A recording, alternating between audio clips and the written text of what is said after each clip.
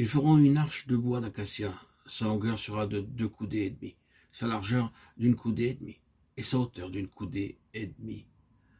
Exode 25:10. Avant de comprendre le plein message du tabernacle, il nous faut survoler quelque peu sa structure. Nous devons étudier verset par verset les chapitres 24 et 25 de l'Exode. Tout d'abord, il nous est parlé de l'arche qui se trouvait dans le sanctuaire intérieur du tabernacle, Exode 25:10 à 22. Cette caisse de bois de Sittim était recouverte d'or à l'intérieur et à l'extérieur.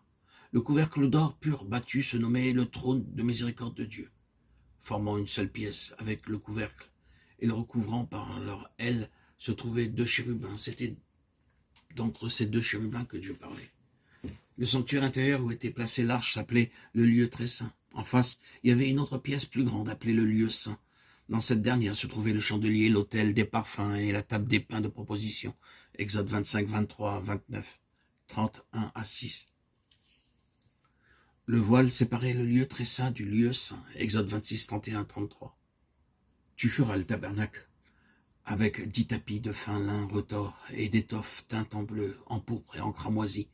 Tu représenteras des chérubins artistement travaillés. Exode 26, 1.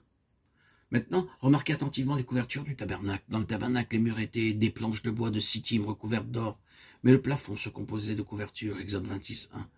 Il y avait 4 couvertures. La première était formée de 10 tapis de fin lin retors joints les uns aux autres par 50 lacets bleus et 50 agrafes en or.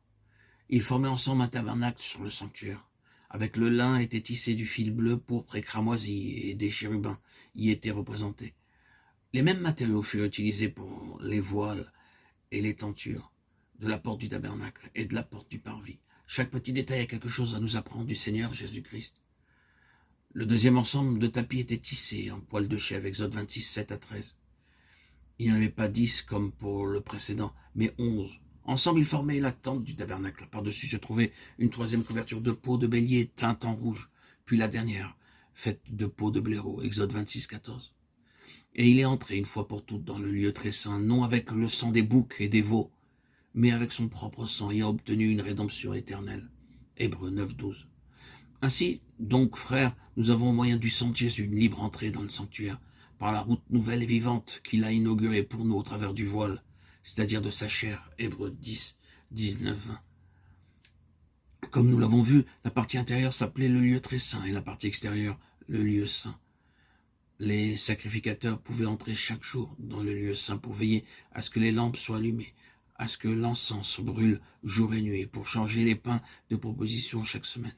Seul le souverain sacrificateur Aaron pouvait franchir le voile pour pénétrer dans le lieu très saint, et cela une seule fois par an. Les autres ne pouvaient pas y entrer. Un voile semblable avait été placé dans le dernier temple de Jérusalem.